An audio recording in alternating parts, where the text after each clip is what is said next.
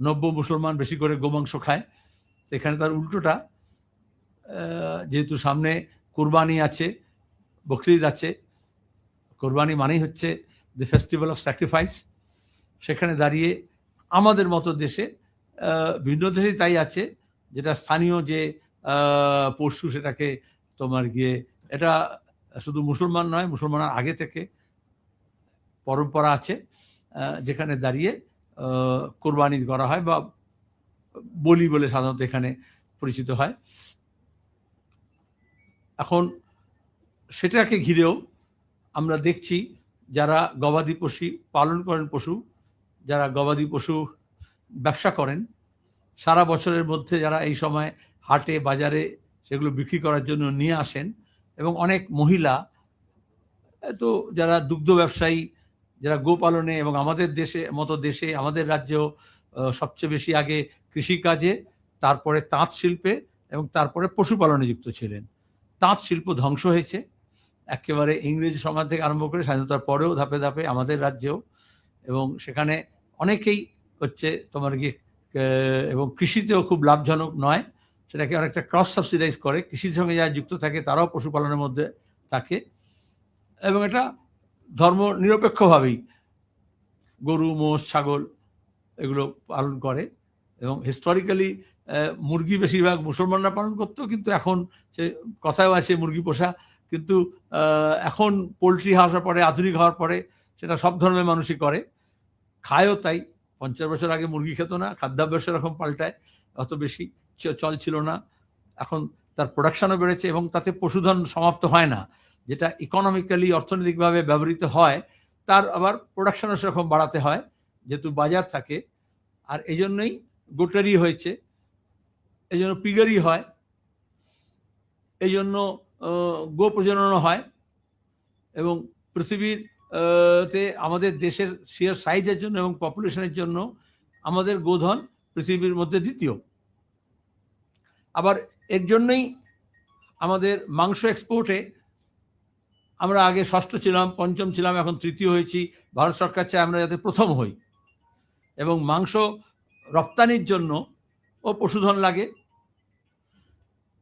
আবার চামড়া আগে এক সময় নিষিদ্ধ ছিল, চামড়া এখনও অনেক মন্দির টন্দিরে গেলে চামড়ার জিনিস ব্যবহার করতে দেয় না, কিন্তু চামড়ার এখন সবেতেই ব্যবহার হয়, এবং এত চাহিদা যে সেখানে কৃত্রিম চামড়া তৈরি করে এই তার সাবস্টিটিউট তৈরি করে চীন অনেক বেশি ব্যবসা করছে।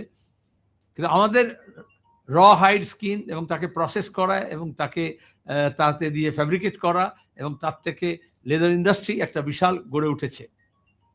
তাহলে এইভাবে পরিকল্পিতভাবে ধর্মীয় সুরসুরি দিয়ে যদি গো প্রজনন, গো বিভিন্ন যানবাহনের মারফত সেটাকে এক জায়গা থেকে আরেক জায়গায় নিয়ে যাওয়া, এবং আপনারা জানেন যে আমাদের রাজ্য এখানে থেকে উত্তর ভারতে, পশ্চিম ভারতে এই গবাদি যা হচ্ছে প্রজননের জন্য বেশি ভালো আবহাওয়া। এই জন্য অনেকেই এখানে যারা গরুর ব্যবসা করেন, কিন্তু তারা নিয়ে যান এটাকে উত্তর ভারতে, পশ্চিম ভারতে, ফর্ডারও ভালো, জলও ভালো বলে, গঙ্গা যমুনা যেটা হচ্ছে ওরা বলে দোয়াব, দুই নদীর সংযোগ, ওইসব জায়গাগুলোতে আছে। কিন্তু এই আসা যাওয়ার পথে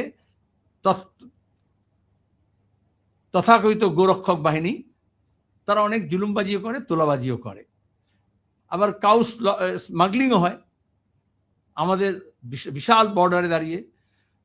এখানেও যাতে বাইরে স্মাগলিং হয়, বাইরে এক্সপোর্ট হয়, তার জন্য অনেকে চায় যে আমাদের দেশে তার ব্যবহার কমুক, তাদের সস্তায় সাপ্লাইটা বাড়বে। যারা বড় বড় কোম্পানি খুলেছে এবং সেই কোম্পানি মারফত রপ্তানি করে, আবার শাসক দলকে ফান্ড করে সেই টাকা দিয়ে, আপনারা জানেন ইলেকট্রাল বন্ডে সেটা আছে। তো তারাও চায় তাদের ব্যবসায়ের স্বার্থে যে স্থানীয় মানুষ তারা এটা থেকে বঞ্চিত হোক। কিন্তু এই যে প্রধানমন্ত্রী গেলেন ইউএইতে, শেখেদের সঙ্গে গলা মেলানোর জন্য, আপনারা দেখবেন আরব দেশগুলোতে, দুবাইতেও ইন্ডিয়ান বিফ বলে একদম সাইনবোর্ড লাগিয়ে বিক্রি হয়, গোটা ইউরোপেও তাই। সেখানে যে জুলুমবাজি শুরু হয়েছে পুলিশকে দিয়ে, মস্তানকে দিয়ে এবং বিজেপি ঝান্ডা নিয়ে আমি রাজ্যের বর্তমান শাসক দলকে বলবো যে এ পথে যাবেন না। এতে অশান্তি বাড়বে। মানুষ আইন শৃঙ্খলা রক্ষার জন্য, আইনের শাসন প্রতিষ্ঠার জন্য, গণতান্ত্রিক পরিবেশ ফিরে পাওয়ার জন্য তারা এই নির্বাচনে অংশগ্রহণ করেছেন।